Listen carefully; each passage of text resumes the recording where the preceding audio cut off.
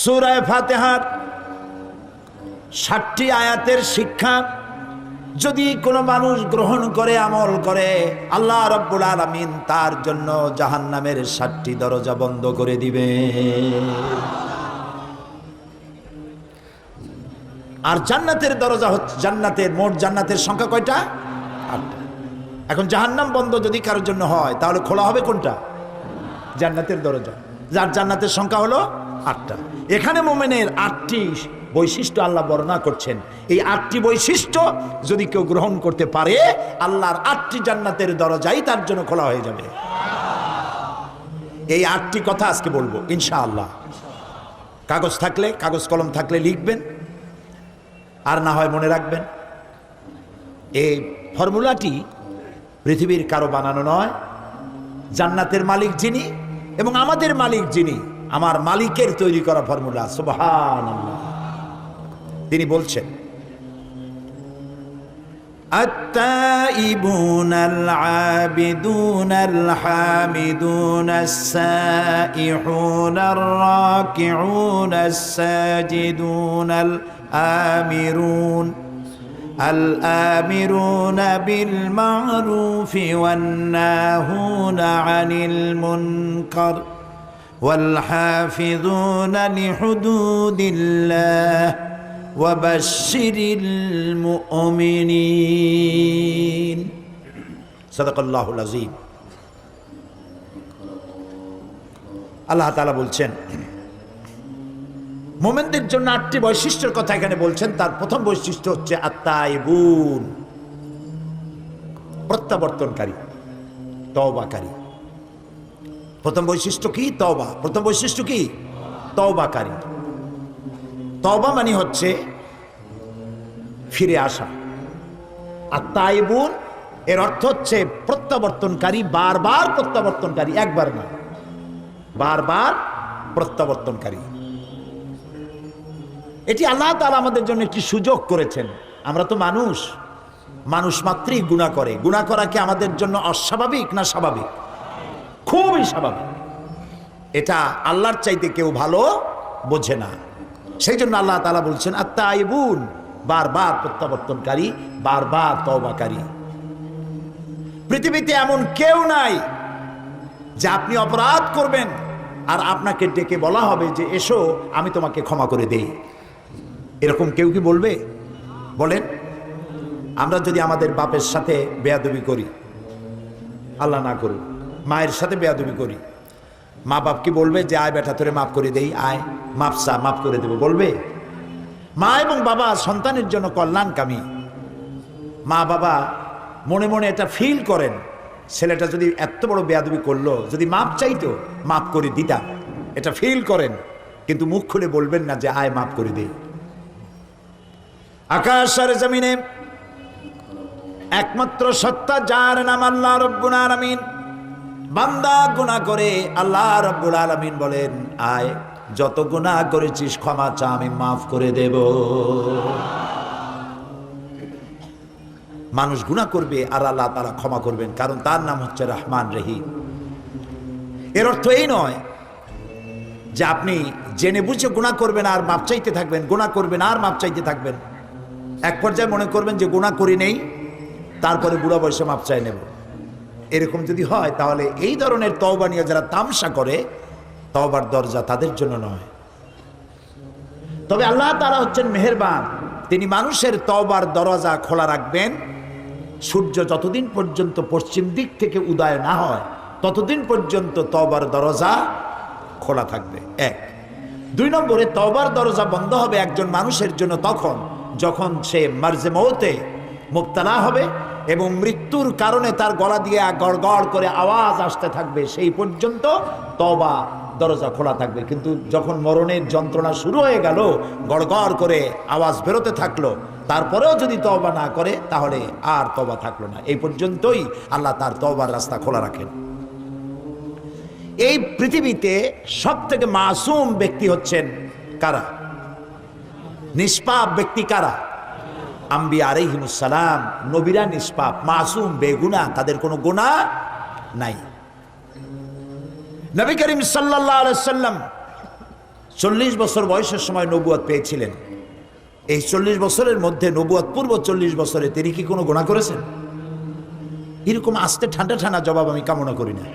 যারা জানেন তারা জবাব দিবেন। নবুয়ত পূর্ব 40 বছর জীবনে রাসূলুল্লাহ কোনো গুনাহ করেছেন? নবুয়ত পাওয়ার পর মৃত্যু পর্যন্ত একটি গুনাহও কি করেছেন? যেই নবীর সারা জীবনে একটি গুনাহ নাই, সেই নবী বলছেন আমি দৈনিক 70 বার তওবা পড়ি। নবীজি আরো বলেছেন আমি দৈনিক 100 বার তওবা পড়ি। সুবহানাল্লাহ। রাতে দিনে 24 ঘন্টা গুনাহ করি, আমরা তওবা করি না।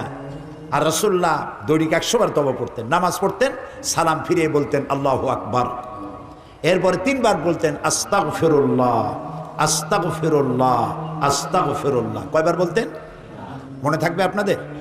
আজকের এশার নামাজের থেকে আমল করবেন। ইমাম যখনই সালাম ফিরাবে আপনি কি বলবেন? আল্লাহু আকবার বলেন সবাই। তারপরে 3 বার কি বলবেন? আস্তাগফিরুল্লাহ আস্তাগফিরুল্লাহ আস্তাগফিরুল্লাহ 3 বার। তোমার গুনাহ যদি হয় পাহাড় সমান, আল্লাহর রহমত হবে আকাশ সমান। তোমার গুনাহ আকাশ সমান, আল্লাহর রহমত তার আরশে আজিম উপচে পড়েছে। সুবহানাল্লাহ। এত দয়া, এত মেহেরবান, এত রহমত আল্লাহ তাআলা। সেই জন্য আল্লাহ তাআলা বলছেন আত-তাইবুন, মুমিনের সবথেকে বড় বৈশিষ্ট্য, 1 নম্বর বৈশিষ্ট্য, সে তওবা করবে, বারবার তওবা করবে। রুকনি ইয়ামিনি এবং হাজারে আসওয়াদ কাবা শরীফে, এইখানে কাবা শরীফে যে গেলাফ আছে, এই গেলাফের চতুর্দিকে সোনার সুতা দিয়া কোরআন শরীফের অনেকগুলি আয়াত লেখা আছে। রুকনি ইয়ামিনি থেকে হাজারে আসওয়াদ এই অংশে অনেকগুলি আয়াত আছে, তার মধ্যে একটি আয়াত আছে মাঝখানে লেখা। এমন জায়গায় এই আয়াতটি উৎকীর্ণ করা হয়েছে। এখানে যে আয়াতটি লেখা আছে, আল্লাহ রাব্বুল আলামিনের কোরআনের আয়াত লেখা হলো ওয়া ইন্নী লাগাফফারুন লিমান তাবা ওয়া আমানা ওয়া আমিলা সলিহান সুম্মা ইহতাদা। ওয়া ইন্নী লাগাফফারুন, আমি অবশ্যই ক্ষমাশীল। সুবহানাল্লাহ। কে বলতেছেন? আল্লাহ তাআলা। আমি অবশ্যই ক্ষমাশীল, দয়াবান। কাদের জন্য? লিমান তাবা, যে ব্যক্তি তওবা করলো, ঈমান আনলো এবং নেক কাজ করলো, নেক আমল করলো, সুম্মা ইহতাদা, এবং এরপরে সেই নেক আমলের উপরে টিকে থাকলো, হেদায়েতের উপরে টিকে থাকলো, আমি তার জন্য ক্ষমাশীল। আল্লাহর ক্ষমা তার বান্দাদের জন্য বিশাল মেঘের মতো ছায়া দিয়ে আছে আমাদেরকে। হযরত ওমর ফারুক রাদিয়াল্লাহু তাআলা আনহু একবার হেঁটে যাচ্ছিলেন অন্ধকার রাতে, পেছনে কিছু সাহাবীরা হাঁটতেছিলেন। এমন সময় চলতে চলতে তিনি জিজ্ঞেস করছেন, আচ্ছা তোমাদের মধ্যে এমন কি কেউ আছো যিনি বলতে পারো যে কোরআনে কারীমের মধ্যে মুমিনের জন্য হতাশা ব্যঞ্জক কোনো আয়াত আছে নাকি? একজন চট করে জবাব দিলেন, আছে। কি সেই আয়াত মুমিনের জন্য হতাশা ব্যঞ্জক? পেছনে যিনি জবাব দিচ্ছিলেন তিনি বললেন, ফামান ইয়ামাল মিসকালা যাররাতিন খায়রান ইয়ারা ওয়া মান ইয়ামাল মিসকালা যাররাতিন শাররান ইয়ারা। পৃথিবীতে যে ছোট্ট একটি নেকির কাজ করবে, ভালো কাজ করবে, সরিষা পরিমাণ নেকির কাজ করলে সেটা দেখতে পাবে, আর সরিষা পরিমাণ গুনার কাজও যদি কেউ করে তাও সে কিয়ামতে দেখতে পাবে। এটা মুমিনের জন্য হতাশাব্যঞ্জক আয়াত। ছোট্ট ছোট্ট গুনাহও দেখতে পাবে। হযরত আবু সাঈদ খুদরি রাদিয়াল্লাহু তাআলা আনহু তিনি প্রশ্ন করেছিলেন, হে রাসূল, এই আয়াত নাজিল হওয়ার পর তিনি বলেছিলেন, হে রাসূল, আমি কি আমার ছোট বড় ছোট ছোট গুনাহগুলিও দেখব? রাসূলুল্লাহ বললেন, হ্যাঁ দেখতে পাবে। হযরত আবু সাঈদ খুদরি রাদিয়াল্লাহু তাআলা আনহু শিশুর মতো ডুকরে কেঁদে উঠলেন, তাহলে তো আমি শেষ হয়ে যাব, আর একবার মরে যাব, আমার সব গুনাহ যদি আমি কিয়ামতে দেখি। হযরত ওমর কাঁদতেছিলেন। কিছুক্ষণ পর জিজ্ঞেস করেন, আচ্ছা কোরআনের মধ্যে মুমিনের জন্য আশাব্যঞ্জক কোন আয়াত কি আছে? পেছন থেকে জবাব এলো, আছে। কি? তিনি জবাবে বললেন, কুল ইয়া ইবাদিয়াল্লাযীনা আসরাফু আলা আনফুসিহিম লা তাকনাতু মির রাহমাতিল্লাহ ইন্নাল্লাহা ইয়াগফিরুয যুনুবা জামিআ। হে নবী, আপনি বলুন, হে আল্লাহর বান্দারা, তোমরা যারা নিজের নফসের পরে জুলম করেছো, অত্যাচার করেছো, লা তাকনাতু মির রাহমাতিল্লাহ, আল্লাহর রহমত থেকে মায়ুস হয়ে যেও না, নিরাশ হয়ে যেও না, হতাশ হয়ে যেও না। সুবহানাল্লাহ। নিশ্চয়ই আল্লাহ তাআলা সমস্ত গুনাহ খাতাকে মাফ করে দিবেন। সুবহানাল্লাহ। হযরত ওমর কান্না জড়িত কণ্ঠে বললেন, আচ্ছা তোমাদের মধ্যে কি আব্দুল্লাহ ইবনে মাসউদ আছে নাকি? আব্দুল্লাহ ইবনে মাসউদ বললেন, আমি তো আপনার প্রশ্নের জবাবগুলি দিচ্ছিলাম। সুবহানাল্লাহ। আব্দুল্লাহ ইবনে মাসউদ ছিলেন রাখাল, উট ছাগল ভেড়া চড়াই বেড়াতেন, রাখাল। আব্দুল্লাহ ইবনে মাসউদের মতো রাখালকে এই কোরআন শরীফ তাকে রাইসুল মুফাসসিরিন বানিয়ে দিয়েছে। সুবহানাল্লাহ। খাট্ট খট্ট মানুষ ছিলেন, ছোট্ট মানুষ ছিলেন। একবার তিনি গাছে উঠতেছিলেন খেজুর গাছে খোরমা পাড়বার জন্য। সাহাবায়ে কেরাম যারা নিচে দাঁড়ানো ছিলেন, হযরত আব্দুল্লাহ ইবনে মাসউদকে তার ছোট্ট ছোট্ট পাও দেখে নিচে হাসাহাসি করতেছিলেন। রাসূলুল্লাহ লক্ষ্য করলেন, বললেন, সাহাবীরা, তোমরা আব্দুল্লাহ ইবনে মাসউদের ছোট পা দেখে হাসতেছো? কিয়ামতের দিন আব্দুল্লাহ ইবনে মাসউদের দুটো পা আল্লাহর দরবারে উহুদ পাহাড়ের চাইতে ওজন বেশি হয়ে যাবে। সুবহানাল্লাহ। কত বড় আলেম ছিলেন তিনি।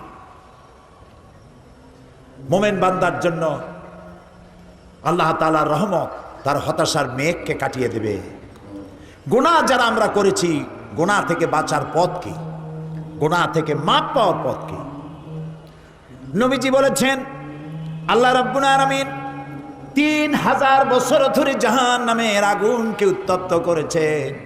এই জাহান্নামের আগুন অন্ধকার অমাবস্যার রাতের মতো কালো হয়ে গেছে। এই জাহান্নামের আগুন যদি পৃথিবীর সব সমুদ্রের মহাসমুদ্রের পানি যদি ঢেলে দেওয়া হয়, জাহান্নামের আগুন নিভবে না। জাহান্নামের আগুন সমুদ্র মহাসমুদ্রের পানিতে আগুন নিভবে না, কিন্তু গুনাহগার বান্দার অনুশোচনা আর অনুতপ্ত আর অনুশোচনার 2 ফোঁটা চোখের পানি তার জন্য নির্ধারিত জাহান্নামের আগুন নিভে যেতে পারে। বান্দা যখন গভীর রাত্রি আরামের ঘুমকে হারাম করে তাহাজ্জুদের নামাজ পড়ে আল্লাহর দরবারে হাত তুলে যদি কান্দে, রব্বুল আলামিন শয়তানের ওয়াসওয়াসায় পড়ে গুনাহ করেছি, মাফ করে দাও। নবীজি বলেন, চোখের পানি নাকের অর্ধেক আসতে না আসতে আল্লাহ রব্বুল আলামিন তার এই ক্রন্দনরত বান্দাকে মাফ করে দে। সুবহানাল্লাহ, সুবহানাল্লাহ। আল্লাহ তাআলা অসীম রহমতের মালিক। এই পৃথিবীর বাজার ঘাট, অফিস আদালত সন্ধ্যা আসতে থাকে, দিনের বেলায় চলতে থাকে, আসর হতে থাকে, আর সব একটা একটা করে বন্ধ হতে থাকে। আর আল্লাহর অফিসের অবস্থা ভিন্ন। দুনিয়া রাত যত বাড়তে থাকে, অফিস আদালত দোকানপাট সব বন্ধ হতে থাকে। আর আল্লাহ তাআলার অফিসের অবস্থা ভিন্ন। রাত যত গভীর থেকে গভীরতর হতে থাকে, আল্লাহ তাআলার রহমতের অফিসগুলি তত কর্মচঞ্চল হয়ে ওঠে। সুবহানাল্লাহ, আল্লাহু আকবার। আল্লাহ তাআলা আরশ আজিম থেকে প্রথম আকাশে আসেন। কি দয়া তার! প্রথম আকাশে আসেন আর বলতে থাকেন, কে আছো, কে আছো গুনাহ করে জীবনটাকে বরবাদ করে দিয়েছো, আমাকে বলো, মাফ করে দেব। সুবহানাল্লাহ, মাফ করে দেব। বান্দা যখন গভীর রাত্রে কাঁদতে থাকে, তাহাজ্জুদের নামাজ পড়ে দেখবেন, এর চাইতে মজার কিছু নাই পৃথিবীতে। গভীর রাত্রে যখন পৃথিবীটা ঘুমিয়ে যায়, প্রিয় ভাই, সব মানুষ যে প্রেম করে, পত্রিকা বিজ্ঞাপন দিয়ে প্রেম করে, বোঝেন কথা? পত্রিকা বিজ্ঞাপন দিয়ে প্রেম করে, মাইকিং করে প্রেম করে। প্রেম করে কিভাবে? গোপনে, গোপনে। মোমেন ব্যক্তি প্রেম করবে কার সাথে? ঢাকঢোল পিটায় করা যাবে না, মাইকিং করে করা যাবে না। আল্লাহ তাআলা বলছেন, প্রেম করার জন্য আমি একটা নির্জন পরিবেশ তৈরি করে দেই। দিনের কোলাহল শেষ হয়ে গেল, সূর্য অস্তমিত হয়ে গেল, রাতের একটি কালো চাদর দিয়ে দুনিয়াটাকে ঢেকে দিলাম। এখন তুমি জাগ্রত হও, একটু ঘুমাও, একটু ঘুমাও, তারপরে জাগ্রত হও। অজু করো, জানামাজে দাঁড়িয়ে যাও। বান্দা যখন গভীর রাত্রি নির্জন পরিবেশে উজু করে সেজদায় যখন চলে যায়, লম্বা লম্বা সেজদা দিয়া চোখের পানি ফালায়, দেখেন কি মজা। নামাজ পড়ে যায় নামাজে বসে ডাকতে থাকুন, ইয়া আল্লাহু ইয়া রহমানু ইয়া রহিমু ইয়া হাইয়ু ইয়া কাইয়ুম। পড়েন সাথে আমার সাথে, ইয়া আল্লাহু ইয়া রহমানু ইয়া রহিমু ইয়া হাইয়ু ইয়া কাইয়ুম, ইয়া আল্লাহু ইয়া রহমানু ইয়া রহিমু ইয়া হাইয়ু ইয়া কাইয়ুম। গভীর রাত্রে সবাই যখন ঘুমানো, আপনি এভাবে নরম করে একটু একটু করে সুন্দর করে আল্লাহর পবিত্র নাম ডাকতে থাকুন, চোখ দিয়া পানি পড়তে থাকবে। আল্লাহ রাব্বুল আলামিন ফেরেশতারে ডেকে বলেন, ফেরেশতা দেখ আমার বান্দা কান্দে কেন? ফেরেশতারা বলে, রব্বুল আলামিন তুমি তো জানো। আল্লাহ বলেন, হ্যাঁ জানি, তোমাদের মুখ থেকে শুনতে চাই, বলো কান্দে কেন? ফেরেশতারা বলে, রব্বুল আলামিন তোমার বান্দারা গুনাহ করেছে, জাহান্নামের ভয়তে ওরা কান্দে। আল্লাহ জিজ্ঞেস করেন, আমার ফেরেশতারা আমার এই বান্দারা কি দোজখ দেখেছে নাকি? কয় না, দোজখ দেখে নাই। আমারে দেখছে নাকি? কয় আল্লাহ আপনার জাতের কসম আপনারে দেখে নাই। বেহেশত দেখেছে নাকি? বলে না, বেহেশত দেখে নাই। আল্লাহ বলেন, আমার ফেরেশতারা সাক্ষী থাকো, ওরা আমার বেহেশত দেখে নাই, দোজখ দেখে নাই, আমারে দেখে নাই।